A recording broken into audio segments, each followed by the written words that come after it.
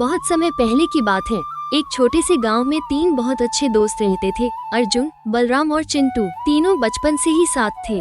गांव के लोग इन्हें 3 की तिकड़ी कहते थे।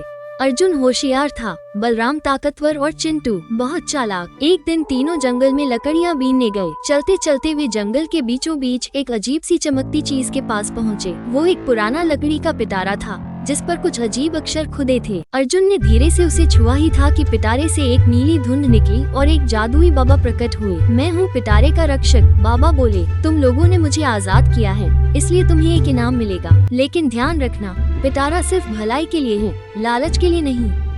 तीनों दोस्त हैरान भी थे और खुश भी।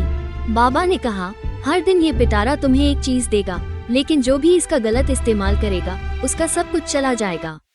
अगले दिन पिटारे से सोने की एक अंगूठी निकली। अर्जुन ने उसे गांव के मंदिर में दान कर दिया। गांव वाले बहुत खुश हुए। दूसरे दिन एक अनाज से भरा थैला निकला जिसे बलराम ने पूरे गांव में बांट दिया। तीसरे दिन एक किताब निकली जो भविष्य बताती थी। चिंटू ने उसे लेकर सबका भाग्य बताना शुरू किया। धीरे धीरे गांव समृद्ध हो गया। हर कोई खुश था। तीनों दोस्त गांव के हीरो बन गए। लेकिन एक दिन चिंटू के मन में लालच आ गया। उसने किताब छिपाकर रख ली और पिटारे से हर दिन निकलने वाली चीज अपने पास रखने लगा। अर्जुन और बलराम को चिंता हुई। उन्होंने चिंटू से पूछा, पर वो झूठ बोल गया। एक रात पिटारे से एक नोट निकला। अंत शुरू हो चुका है। तभी जोर का तूफान आया। किताब जल गई, अनाज सड़ गया और पिटारा गायब हो गया।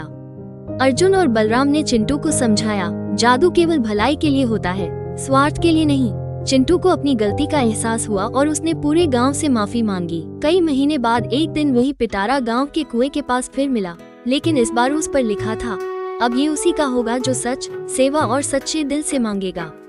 तीनों दोस्तों ने मिलकर पिटारे को मंदिर में रख दिया और सबने संकल्प लिया कि वे इसका उपयोग केवल जरूरतमंदों की मदद के लिए करेंगे।